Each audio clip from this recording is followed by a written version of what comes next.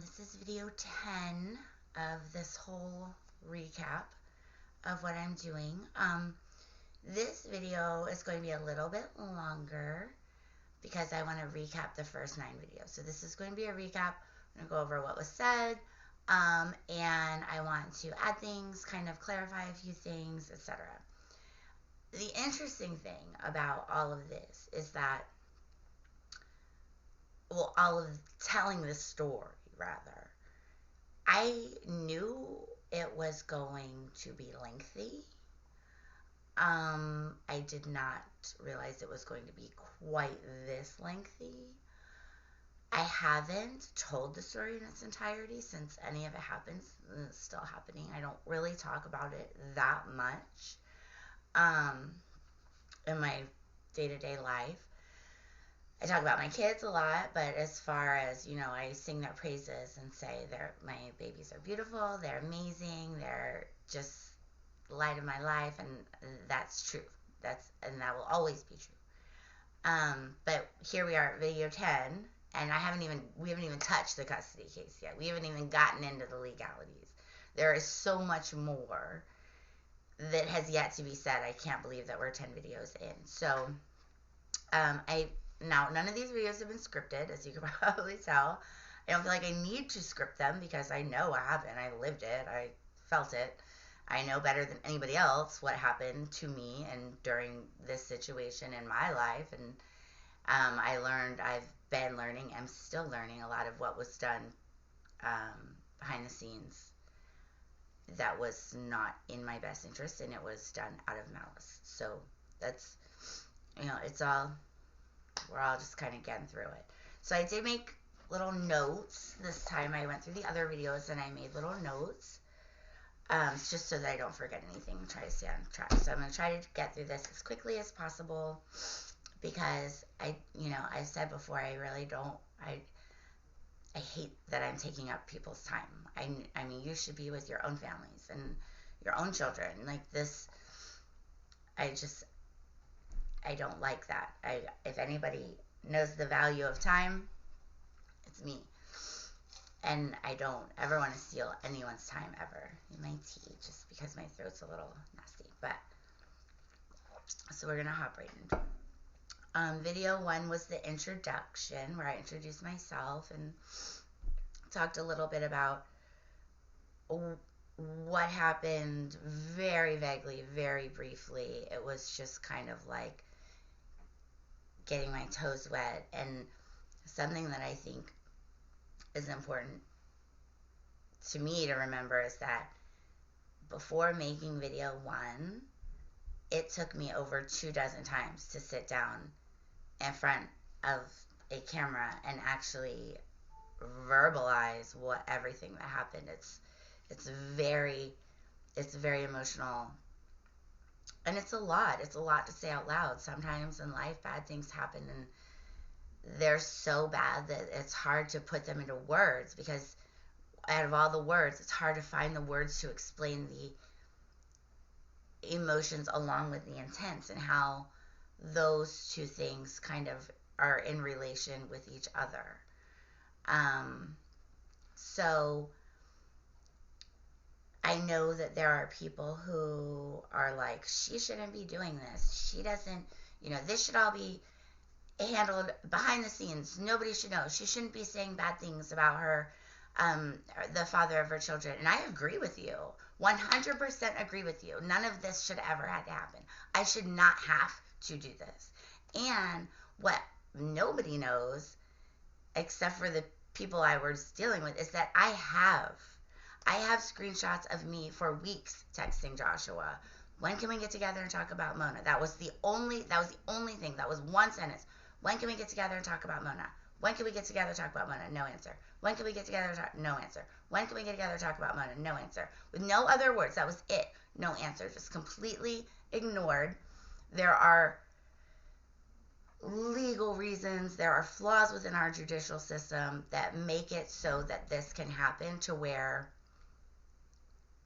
the power is put in the wrong hands. And I understand that that's difficult. I have never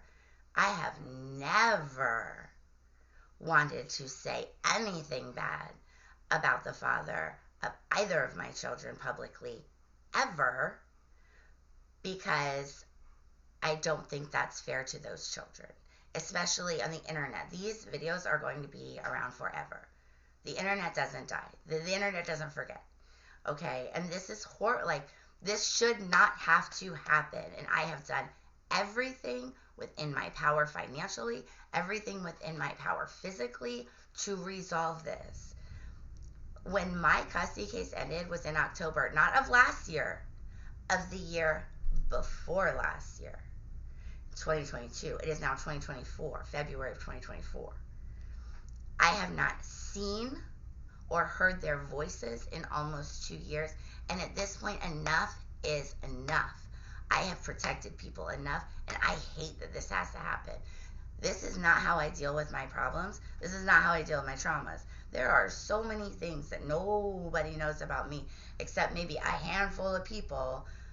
I mean, for example, nobody knows that I had a gun pulled on me when I was 8 months pregnant with my son. Nobody knows that. Jennifer doesn't even know that. Travis knows that. But the reason nobody knows that is because I didn't go to everybody and say, oh, poor me, this is what happened, blah, blah, blah. That's not how I deal with my stuff. And I'm not trying to say that you shouldn't, speak out, that you shouldn't ask for help. That's not what I'm saying. You should if that's what you need.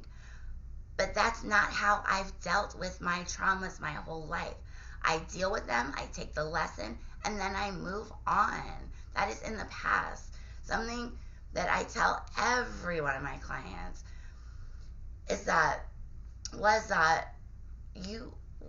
what would you tell, a child who came to you afraid of their nightmares? You would say, baby, that's not real.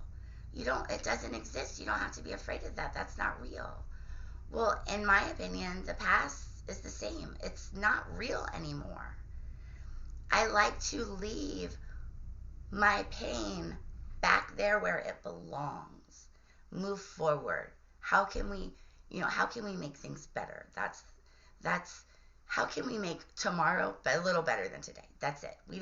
For me, and this has worked for me throughout my life. There are things that happened to me in high school that even my closest girlfriends never knew about, because this is not how I deal with the bad things that happen to me. And bad things happen to everyone. I am not the only person here with trauma. I am not the only person with painful stories. We all have that. And whether you're white or black or rich or poor, whatever, your traumas will look different, but pain happens. Bad things happen. That's life. I never wanted to deal with anything like this. And I've done everything within my power. I promise, within my power to resolve this without it coming to this. And I hope that as the evidence is continually laid out, and we are reading from court documents, and we are going over even more, you will see that I did everything I could to shield my children. I have done everything I could. But enough is enough. And I think about, and this is going to seem like a leap, but this reminds me of a movie that we watched when I was younger, I don't know, maybe late teens. And it was a movie called John Q, based on a true story. And it's a movie about a man who, his son has a heart problem that is fatal. And for insurance reasons and all of these other reasons that should never happen, the son was not able to get a new heart, and he was going to die. And his father goes in, and I believe that this is based on a true story, and I think that man did serve some jail time, which I'm sure he thought every moment was worth saving the life of his child. But that's what I'm saying. So this man ends up holding up an ER, and it's a really good movie. You guys should go watch it. But when it comes to your children, I don't care about my vanity anymore. I don't care about if people think I'm doing the wrong thing. I don't care what anybody thinks. All I care about is my children. And I understand that movie, that child had a physical problem that was directly going to kill him. But I'm seeing this emotional and psychological abuse of my children right now as things that will hurt them for the rest of their life. And I, as their mother, regardless of what anybody says, it doesn't matter if they're richer than me, it doesn't matter if they're bigger than me, it doesn't matter if they're more important to me. These are my children, and I, as a mother, it is my job to do everything in my power to keep anyone from hurting those kids. And I will continue to do that. And people are going to say what they're going to say, and they're going to say this isn't right, and she shouldn't be doing this, it's not good for their... Well, I would like to respectfully say that those people have no idea the situation that my children are in now and the people that they're around. And they obviously are forgetting that I have exhausted every other option. I am working with what I'm working with. I'm doing the best I can. This isn't what I wanted. None of this. I didn't ask for any of this. I've been fighting it every step of the way. My babies are only going to be babies for so long. And I'm not going to just wait till they're older and then they'll understand. No, they're in trouble now. I need to get to them now. And if it means me spilling my guts in front of the world, then that's what it is. I'll give anything. I'll do anything for them. But I'm a very private person. I'm usually a very, very private person. There's so much. Everybody, it's interesting because people are like, it's interesting to me when I hear people think that I overshare, because it's like, if you only knew. But it's fine. I'm okay. I deal with my stuff inside. I'm fine. I'm good. And I move on. And that's just what I do. That's how I was raised in resilience. I don't know. But that's just my big thing in the introduction. Let's move on to video 2, which I talk about the motive.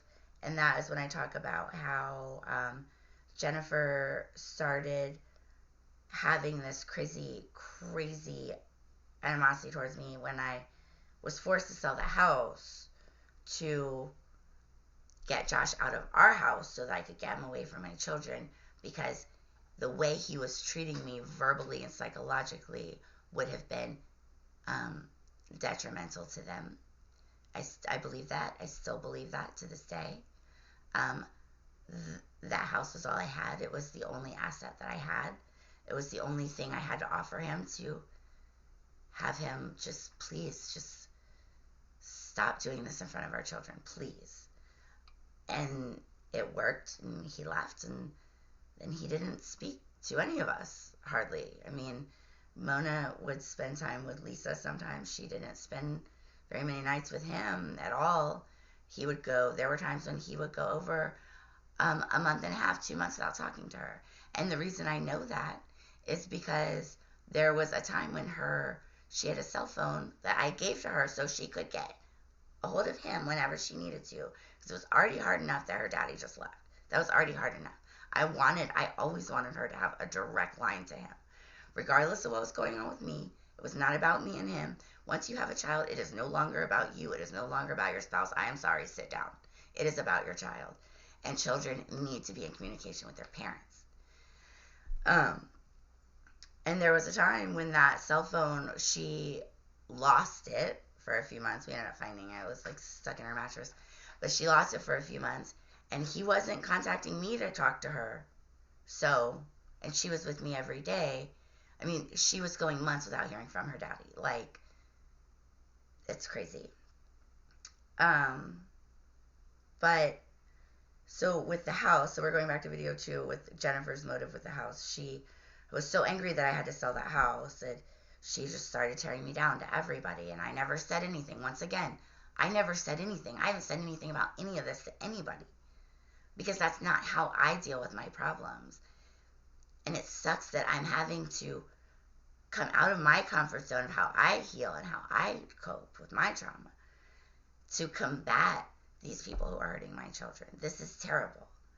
It was so hard to make those videos. I mean, I sat down and the words wouldn't come out. It was so emotional. And I said in the video that I did not charge her rent, which I didn't. She never paid a dime of rent. I do think it's important, though, to say that the only thing I asked of her when she moved in, I said, you and Chris, you can live here as long as you want. I never had any intentions of selling the house. That was never in the plans. That was a last ditch effort to get Joshua away from my children, because the way how he was treating me was not healthy for them, and I knew that. It wasn't even about me then. So when she moved in, I said, you guys can live here as long as you want. Just can you please pay the personal property tax on the house every year? That's it. I don't think it was very much. It wasn't a super nice house, if we're being honest. It was a house over behind Indian River bowling lanes over in Sherry Park. Like, it wasn't that nice, but it was a house. She agreed, to which she told me that she needed to add herself to the mortgage, that I needed to add her to the mortgage of that home. This was like maybe a month after my dad passed away. We had his funeral already. And she said, well, you need to add me to the mortgage so that I can pay the property tax more easily. And I said, okay, well, that made sense to me. Also, this is my mom. I wasn't thinking about drawing up anything. It's my mom. This wasn't a house I ever intended to sell. And this was before she flipped a switch and decided to, like, me and Jennifer had a good daughter-mother relationship, I thought, forever, until we didn't. And I didn't understand that. I still don't understand that. I might never understand that. Sometimes things happen in life that we don't ever get answers to. We have to accept that. That's okay, but she did pay the personal property tax every year. I think it's important to acknowledge that. Her and Chris lived there for 10 years, and they paid the personal property tax every year, which was probably, I don't know, I would assume maybe $1,000 a year. I don't know. And then she also ended up, when I sold the house, she was so angry with me when I told her that I had to sell it, even though I explained to her why. It was for her grandchildren's well-being and mine. She was so angry with me, I ended up giving her $20,000 from the sale of the house outright. I just gave it to her, even though I did not have to. I was told that I didn't have to by a lawyer that I was tricked into hiring, because Jennifer said she had a lawyer when she never did, and she was bringing up the fact that her name was on the mortgage and da-da-da. And I didn't know anything about this. Like, I'm just trying to do what's right for my kids, and now I'm learning all of this stuff about real estate I didn't know. But apparently, because of the length of time that her and Chris resided in the house, was what the lawyer explained to me was, because of the fact that they lived there and I never lived there, even though we were both on the mortgage, she would have ended up owing me money from living in the house, had we gone to court. And when I told my lawyer that, I said, well, I want to give her money from the house, she was like, are you sure? She was like, you don't have to do that. And I was like, yes, I want to do that. I want to, I really want to make this right. And I didn't expect any of this. And, and I wasn't trying. I would never, ever just throw my mom or Chris or anyone just on the streets with nothing. I would never do that to anybody, not like they did to me. It's so ironic, like the irony of everything that I did for them in contrast to how and what they did to me. It's insane. Like, it's crazy. But so she ended up getting $20,000 from the sale of the house, which I'm sure would have covered the personal property tax that she had paid over those 10 years of living in the home. And another thing, after Ramona was born, I told Jennifer that she could start claiming Deacon on her taxes, because her and Chris were watching Deacon so much for me. And I wanted to help, and I wanted them to have that extra push on their taxes. So when you file your taxes, if you add a kid to that in your earned income credit, you get between like an extra $3,000 or $5,000, sometimes more, sometimes it's less. And she did that from when Deacon was 3 until he was, from when he was like 2 until he was 12, maybe. So she also got that extra $3,000 to $5,000 a year from claiming Deacon, because I allowed her to do that. I thought it was the right thing to do, and it's my mom. I want to help. I always want to help my mom. Everybody should want to help their mom, right? I never knew that this was how all of this was. It's like a Twilight land. Like, still to this day, I'm learning to accept things that maybe I'll never understand, and that's okay. So yes, after the house, and she was just not interested in being my mother anymore. How someone can trade their child for resentment over a pile of bricks, I don't understand that. I'll never understand that, and that's okay too. I never.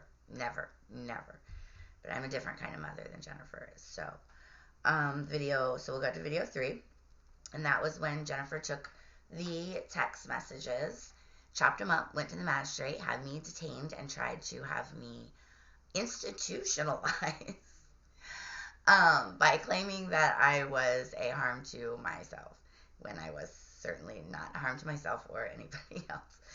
And I think the big point to take away there is that is a problem, because let's talk about mental illness and mental health for a second. We have made, as a society, incredible strides in erasing the stigma and making people feel comfortable to ask for help when it comes to mental illness or personality disorders, whatever it may be. Before, it was very hush-hush. We could not speak about that, or you would be ostracized. But now, something very interesting is happening. That yes, we are doing everything we can to combat the stigma. We will continue to do that. And it's great that more people are comfortable enough to seek help and, get treatment. But it's also kind of a double-edged sword, because in erasing that stigma, we've also opened the floodgates of allowing people to weaponize mental illness, not only on the mentally ill, but also on everyone else too.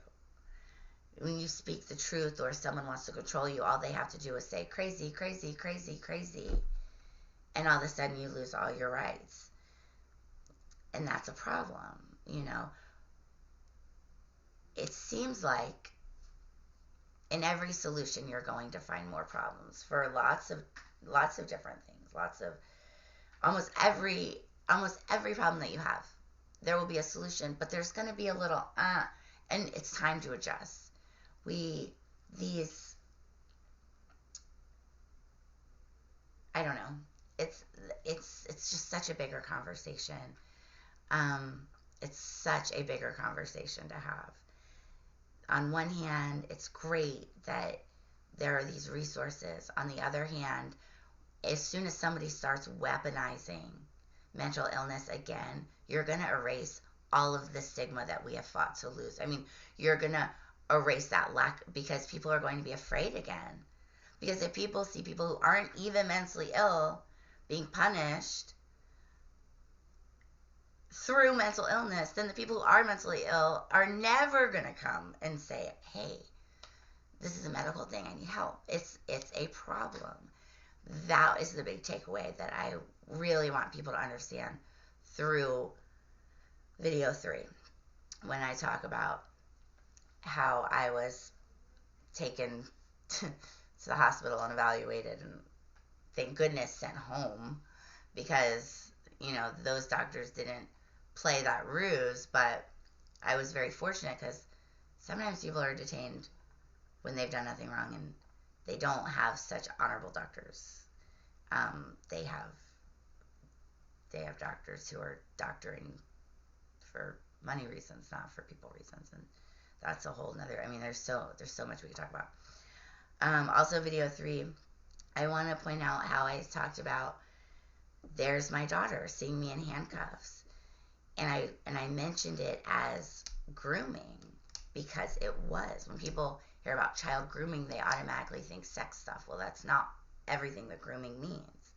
My children have both, to this point, been very much groomed, very much brainwashed, very much lied to hate me right now. I don't think that Mona hates me. That's not, let me change that. I think that Deacon is very misled, and I think that Mona is afraid. Mona knows. Mona knows. She's so strong. She's so brave. But if you think about where she's at now, first her dad walked out when she was 7 and never looked back, right? He's gone. That sense of stability ripped from her life. And I pull her closer, right? And we've always been close, but I pull her even closer. You can't lose me, baby. And then they take me too. So all she's been seeing since she was 7, she'll be 13 this year, are people either walking away from her or being torn away from her. So of course, my intelligent, amazing baby is going to say the things that the people around her are telling her to say out of survival. She doesn't know what's up right now. And she's around people who are lying to her every day. And I have solid proof of that too. Grooming can happen in many different ways. And parental alienation, where one parent talks shit about the other parent to the child over and over again, is absolutely grooming. It's absolutely child abuse. Absolutely, you are hurting your child. Absolutely, if you cannot love that child more than you hate your spouse, then don't be around that child because you're hurting your kids. There's nothing else. I mean, that's it. It's as easy as that. Your baby doesn't care what happened between you and your ex. And children should never, never, ever be forced or thrown into these grown-up problems. Let them be kids. Let them have their daddy. Let them have their mommy. And y'all work out your shit on the side. That's how it needs to be. And that's always how I operated with my children. And now I don't know. Now it's confusing because it's like I never warned my children about their fathers. I never warned my children about what Lisa and Jennifer were doing to me because I wasn't about to make my children deal with those grown-up things. That's grown-up stuff. My babies could be babies. They need to be kids. You're only kids for so long. And now it's confusing because I wonder, looking back, like, had I been more honest with them, had I been more open with my children, would they have been so easily duped? You know, I don't know. I honestly don't know. I thought I was doing the right thing by hoping all of this weird grown-up shit would just blow over like most grown-up stuff does. It is these people who have forced all of this to come out, have forced me to speak out against them. I'm not just going to fall back when you have my children and they're not doing me. Like, no, that's not what a real parent does. And for all of you who said that your kids were unjustly taken and you just moved on to just have a whole new life and I'll forget about, no, your kids were not unjustly taken because you were not a real parent to begin with. That's not what parents do. You fight for your kids until you die. You don't just move on. You don't just make more. I mean, I'm not saying, don't have more kids, but fight for the kids you have first. You don't just go out to the club every single night crying about how your kids, no, that's not what you do. You buckle down and figure out how to get to those kids. If you can't do that, then maybe they weren't taken from you unjustly. Maybe there was a reason they were taken from you. And I know that sounds callous, but this is what a parent does. This is what someone who loves their every moment I think of my children. And the other thing about video 3 was when I talk at the end about CPS and how even after I was released medically by law enforcement, Jennifer and Chris went to CPS after that, the day after that, and said and still selling CPS that I'm suicidal, that I'm harmful to myself, harmful to my children. I did all of this, and that CPS case was dropped because the girl showed up like 3 days later as a surprise visit. I didn't know she was coming. And I was shocked and taken aback. We walked through the house. We talked a little bit. She left. I never heard anything from it again. And it was closed. But the fact that they had the balls to go to CPS after being cleared medically, after being cleared by police, I feel like is very telling. And it should have been a warning to me, what was going to happen, what could happen. So let's move on to video 4. Video 4 is the body cam footage of Josh's mother, Lisa, when she came into my home and assaulted me. And the reason that that's important, because you see her blatant lies, you see her contradict herself, and you also see her pull Jennifer in, which certainly adds to the solidification of the fact that they were all conspiring to make this stuff happen to me before the annulment ever happened, before any of it ever happened. And it was Jennifer and Chris's, my own parents, vengeance and spitefulness that allowed these other people to be able to hurt me the way that they did, and my children. Video 5 is my body cam footage, and that's important because I feel like you really see me in that footage trying so hard not to make waves, even after what just happened.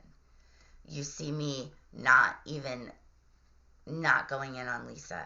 You just see me shocked, obviously, upset, obviously, confused, obviously. But it really does speak to, that I did not want to press charges. I did not want to make waves. I wasn't going to tell my kids about that either. I wasn't going to tell my kids about any of this until they were much, much, much older. I was hoping it would all just go away and they would never know. But now they have to know. They're going to have to know because of what the people who have them are doing. You can't steal my kids from me, okay? You can't steal me from my kids. Hurting me is one thing. Hurting them, that can't happen. That can't happen. And at some point, I have to speak up. I have to stand up. You've given me no other option. I've tried every other way. Even reaching out to their family members, hoping that maybe they would say something to them to be like, okay, maybe you shouldn't. Like, this isn't going to work out well for you. And nothing. And this is what I'm forced to. This is what I'm forced to do. But you still see me trying to shield everyone, trying to protect everyone. It's all I've been doing. It didn't work.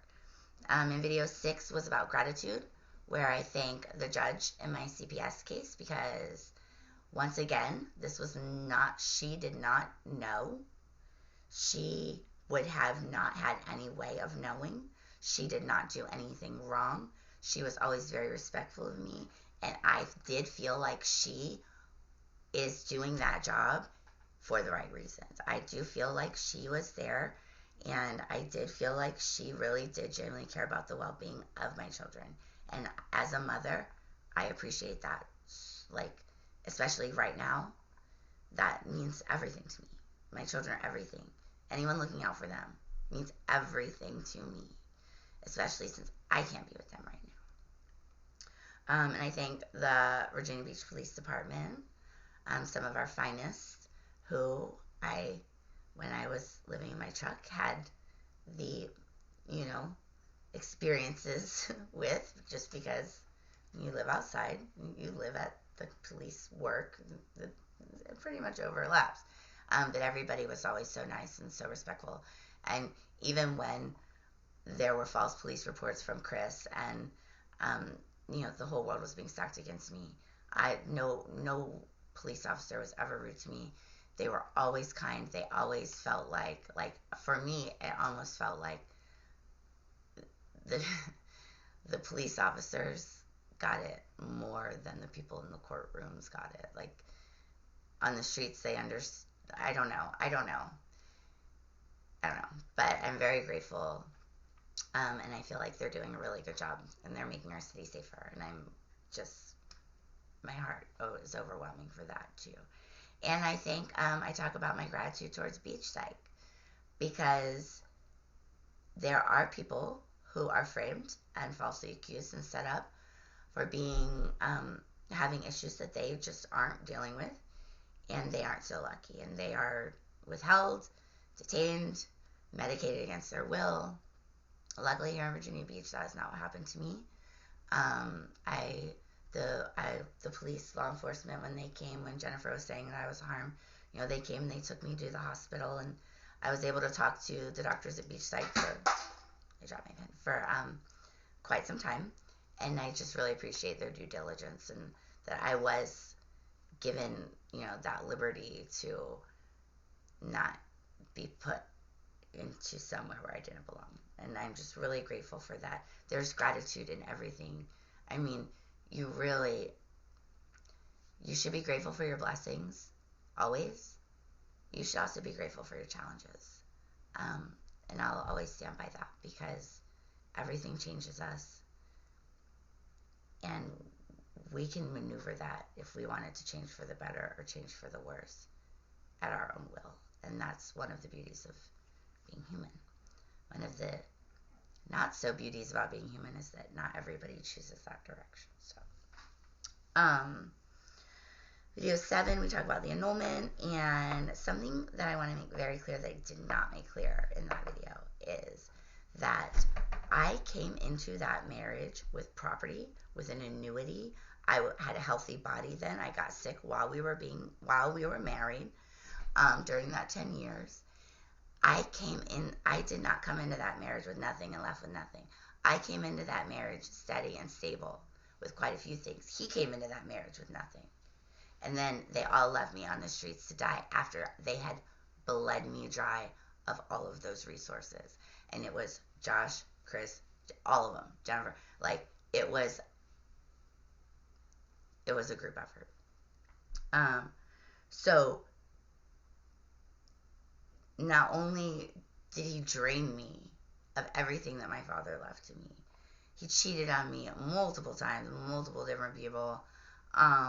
And then right around 2016, 2017, he got very, very abusive. And it was in 2019, I believe, that finally I was like, you can't do this in front of our kids.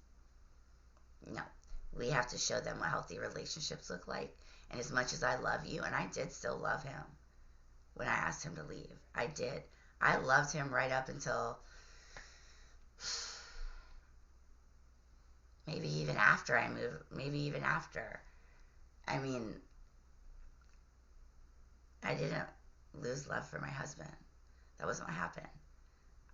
I needed to get him out because I loved my children more. And he was hurting them, and that was not okay. I didn't go and tell the world about it. I didn't call every family member, my family or his family, and be like, da-da-da-da-da. No.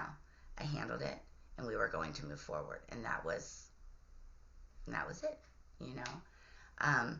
And I didn't judge him for leaving. Sometimes, we got married. He was pretty young, fresh out of boot camp.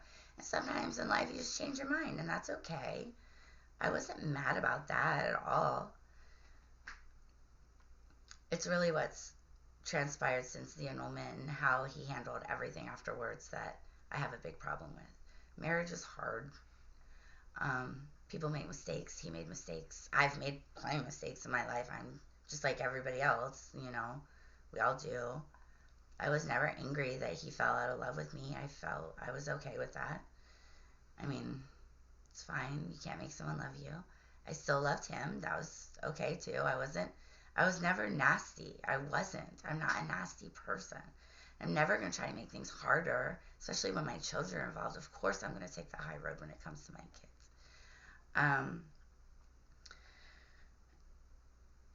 And the other thing in video 7, when I talk about how Jennifer and Chris lied to my original lawyer in my divorce for Travis to get this information, which essentially kicked off this domino effect of events of nastiness and corruption and malice against me.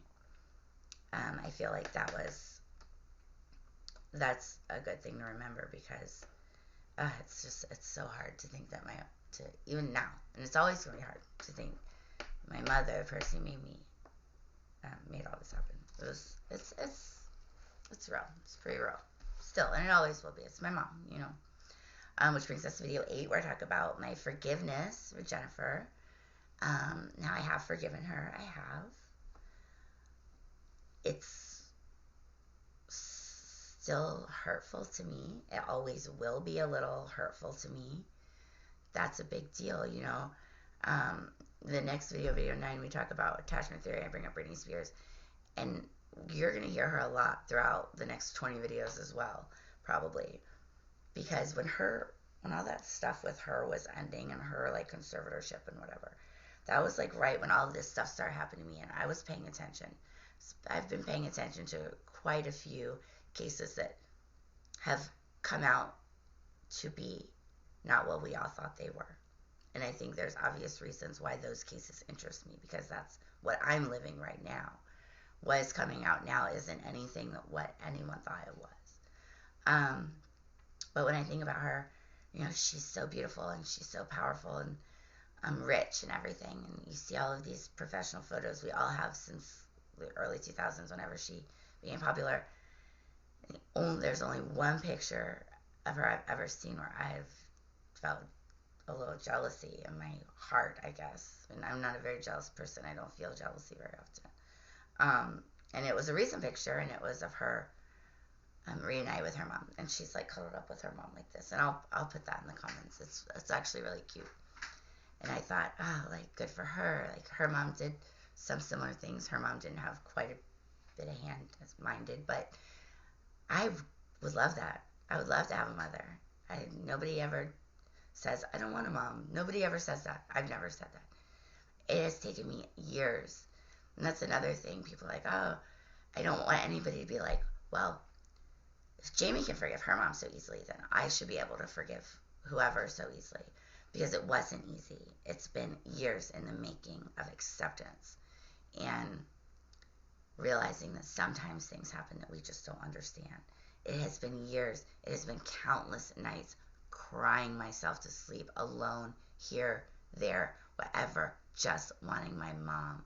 It has taken so much pain and trauma to come to the decision to forgive her. It did not happen overnight. And I don't want anybody to think that it did, because I don't ever want anyone who is, if they're going through something similar, I don't want anyone to look at what I'm saying and be like, oh, well, she could do it. I should be able to do it, and then feel bad about themselves. Don't do that. Because there's a lot that nobody saw. And I think all of these videos kind of prove that. There's a lot my whole life that nobody saw. It wasn't easy, and it wasn't overnight, and it took a lot of work. It took a lot of work, and it took a lot of resilience. So if you're going through something and you haven't found that forgiveness in someone who's hurt you yet, keep working, I would say. You know, keep trying to figure it out and heal. It's okay to take time to heal. There's no time limit on grief. And people grieve in a million different ways. There's as many ways to grieve as there are seconds in a month. I mean, there's no right way. But I would love to have a relationship with my mother.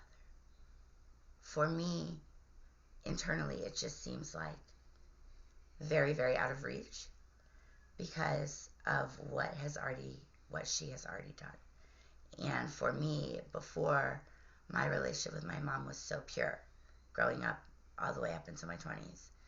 So for me, I don't feel like it would be the same. I don't know that I would ever be able to see her as my mom, because moms don't do the things that she did to me. Okay, so video 9, talk about attachment theory and why it should never have to be explained why a child needs their mother. But apparently it does need to be explained, and I did that with a video, again, about Britney Spears. And that was more about her childhood. But something that I think is very interesting, and that we're going to talk about again later, is her boys. Britney Spears' sons, her 2 sons, with her second husband or whatever, they're older now. I think one's 18, one's 17, and people like aren't so nice to them because they're not so nice to her. And the reason that breaks my heart is because she was a lot easier to control because she had so much more to take. And everything that she did was for those children, and I know that because I feel it. Like, if you look into the Britney Spears story and that conservatorship, it was abuse, it was trafficking, it was slavery. Um, and we're very lucky that she survived. She only did it for those kids because in her heart, and this is me, speaking out of my own emotions for sure, but I feel like in her heart and her brain, maybe she was the only one who knew when it was happening that her children were being so lied to. Maybe she was the only one who knew when it was happening that her children are with their abusers and her abuser. And that's why she made it. That's why she's still here. That's why she pulled through. You can't leave your kids when you know they're being abused. You don't do that. It doesn't matter how much you're hurting. Britney Spears is a good mom.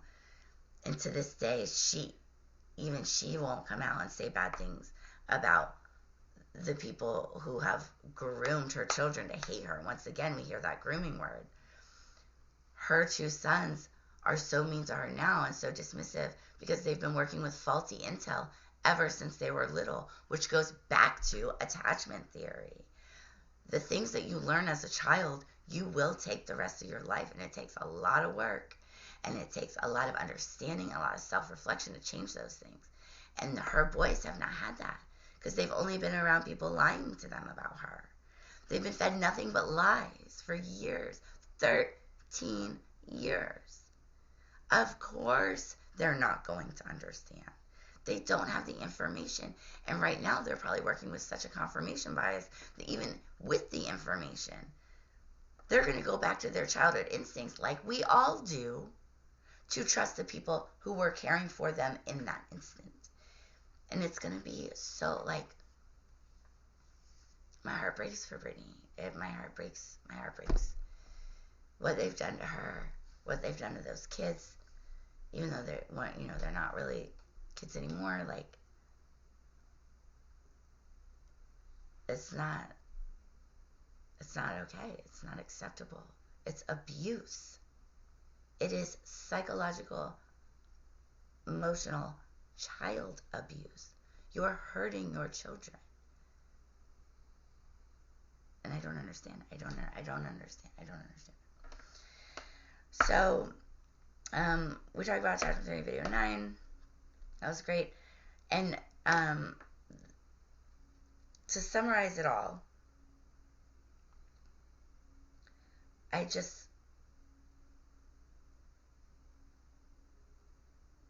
hate that this is how this has to go down. I hate it. This is nothing. This is not what I wanted. I've never wanted to unload everything on everyone. I don't think that's fair to the world. And I want to be a source of light in this world, and I've always wanted to be that way. I've always had a smile, even on bad days. I don't ever want people to remember me as, like, miserable or oh, she went through so much. No, I want my legacy to leave good feelings in people, I want to make people smile. I want to make people feel warm. I want to be to people what there isn't enough of here in our species on this planet. Like, I don't know. But I'm not going to fall back when it comes to my children. I'll do what I have to do. I'll keep talking. I'll keep telling the truth.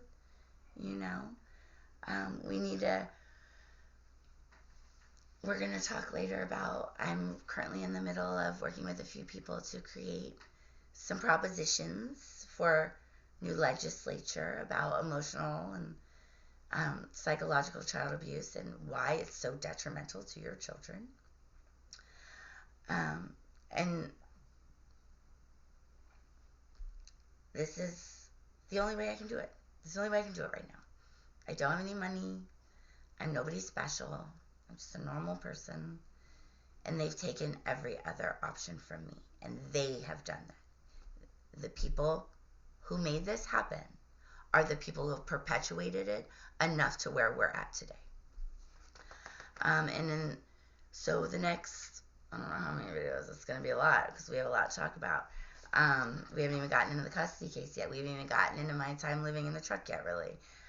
We're going to talk about The second CPS case that was fraudulent in many ways, not just who reported it and what they reported, but also the caseworker who pursued it, who was fired halfway through that case, and they switched it to another person, once again, which was something that was never, ever brought up in my custody court stuff, which is odd to me. And then I found out recently, last summer, when I started talking to other lawyers, that case should have never, there were no grounds for that case to begin with, and we'll talk about that too. We'll talk about the false police reports from Chris and hopefully I'll have the body cam footage from that night when he called the police on me for just showing up asking to use the bathroom. And that's going to be very telling. You'll see the narrative that they were already trying to lay out. And I was so naive and I was so oblivious, and I didn't think they could do that. I didn't think my mother or Chris could do that to me. I didn't. It's not something you think could ever happen. And then we will talk about the restraining order. We're going to go over that word for word that was filed and why and what actually happened that day, which is vastly different than what was filed. We will talk about everything in the court case. We'll talk about the attorneys. We're going to talk about everything. We're going to talk about it all. We're going to get into it all. I will be reading from court documents. And my hope, lately I've been getting a lot of messages about other parents, innocent parents, whose children have also been abducted by the system or by their other parent, and the system allowed it to happen. And I want to give everybody just as much time and everything to tell these stories because it's so important. I did not know that this was such a big problem until it happened to me. I was like everybody else. I was like, well, if they lost custody of their kid, there had to be a reason. Like that's what you think. That's what you think. That's what I thought. That's what we all think. I didn't know, and now that I know, I'm not going to, just save my kids and turn my head. Like, things need to be done, and that's what's going to happen. And the Calvary doesn't always come. Sometimes the Calvary isn't coming. And I'm not looking for a knight anymore. All of the Leilani Adams and Jonathan Browns and Teresa Berrys that are sent to save you, that volunteered for that job, signed up for that job, they all failed. They were inadequate. They were malicious. They were negligent. I don't want a knight. I want a sword. Because nobody has been able or is willing so far to have the integrity to do what's right. So this is me, Mama Bear, throwing herself on the fire. And I'll continue to do that. They're my children. They're every part of me. This is not okay. I will not sit down. And not just for them and me, but for all of you. Some changes need to be made. And maybe some noise need to be made to make those changes happen. I'll make that noise. I didn't want to, but maybe this is just how it has to be. So thank you, everybody. I just want to thank everyone. I swear I'm not ignoring any messages at all. It's a lot. There's a lot of messages. I'm still learning new things about my stuff. I'm still figuring out my stuff and everything. But just thank you. Check out the Courthouse Kidnapping store. We have t-shirts and mugs and all kinds of stuff. If you would like to show your support, that would be a great way to do it. There's also a GoFundMe set up. I'm going to link this in the YouTube channel, of course. And hopefully the next video will come sooner rather than later. Now that we're getting into the more legal stuff, it might be a little bit more time for videos. So I really want to make sure that I'm explaining everything in a way that's understandable. But once again, just thank you, everybody.